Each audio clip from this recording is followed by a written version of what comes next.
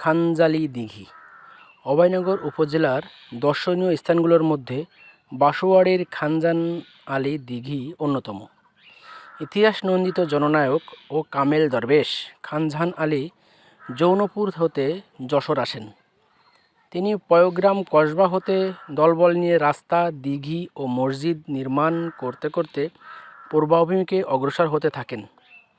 কিছুদূর আসার পর ভৈরব পার হয়ে অভয়নগর উপজেলার শুভরাড়া ইউনিয়নের বাসুয়াড়ি গ্রামে বিশ্রামের জন্য আস্তানা ফেলেন।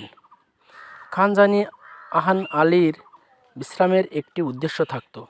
তার বিশ্রাম মানে দিঘি, মসজিদ ও নগর। যেখানে তিনি বিশ্রাম নিয়েছেন সেই স্থান হয়ে উঠেছে ঐশ্বর্যময়। বাসুয়াড়িতে তিনি উচ্চ পাড় সম্বলিত 557 × 450 আয়তনের একটি বিশাল দিঘি খনন করেন। পাড়সহ দিঘির আয়তন 70 বিঘা। দিঘির চতুর্পাশে পাড়ের উপর রোপণ করেন প্রচুর বৃক্ষ, স্থাপন করেন ঘাট। কথিত হয় তিনি একদিন এক রাতের মধ্যে এ বিশাল দিঘিটি খনন করেন। 50,000 লোক দিঘি খননে অংশ নিয়েছিলেন। প্রতি বছর চৈত্র পূর্ণিমায় দিঘির চারপাশে বিশাল মেলা বসে। হাজার হাজার লোক পুণ্য অর্জনের জন্য সমবেত হন। বিভিন্ন ধর্মের লোকজন খানজাহান আলীর উদ্দেশ্যে দিঘিতে মোরগ, মুরগি, কবুতর, হাঁস, দুধ ইত্যাদি নিক্ষেপ করেন। কিছু লোক ছেড়ে দেওয়া মোরগ, মুরগি ও কবুতর ধরার জন্য পানিতে নেমে সচকিত হয়ে থাকে। মেলা ছাড়াও প্রতিদিন খানজান আলী পীরের নামে শত শত লোক শিরনি মানত করেন। জনশ্রুতি, পুকুরের প্রধান ঘাটে একটি পাথর ছিল।